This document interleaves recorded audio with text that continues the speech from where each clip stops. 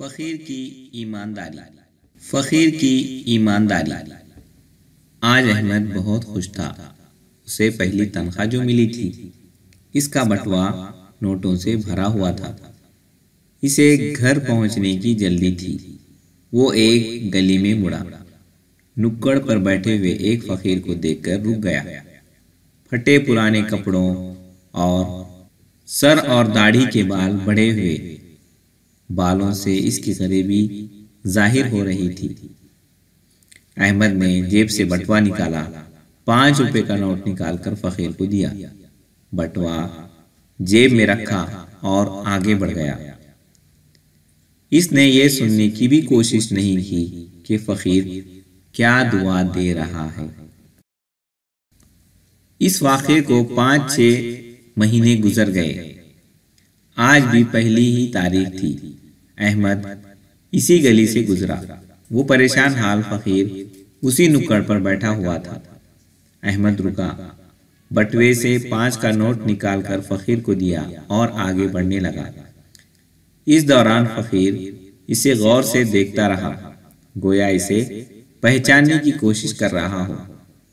پھر اس نے آواز دی، صاحب ذرا سنیے۔ احمد نے پلٹ کر پوچھا، کیا بات ہے؟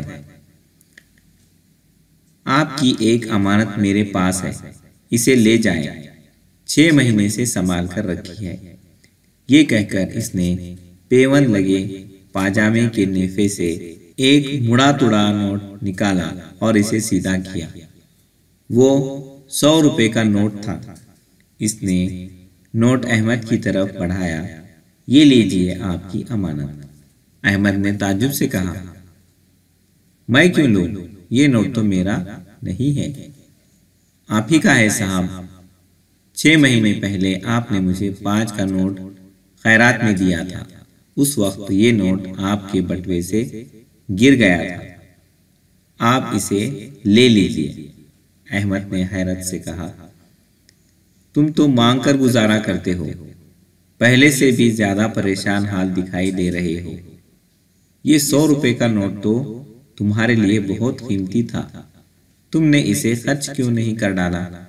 فقیر نے کہا، صاحب میں فقیر ضرور ہوں لیکن بے ایمان نہیں، مہربانی کر کے اپنی امانت واپس لے لیجئے۔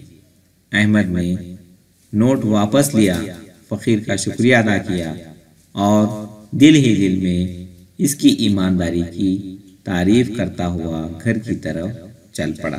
پیارے بچوں، ہمیں اس کہانی سے سبق ملتا ہے کہ ہمیں ہر حال میں ایمانداری سے ہی رہنا چاہیے۔ شکریہ۔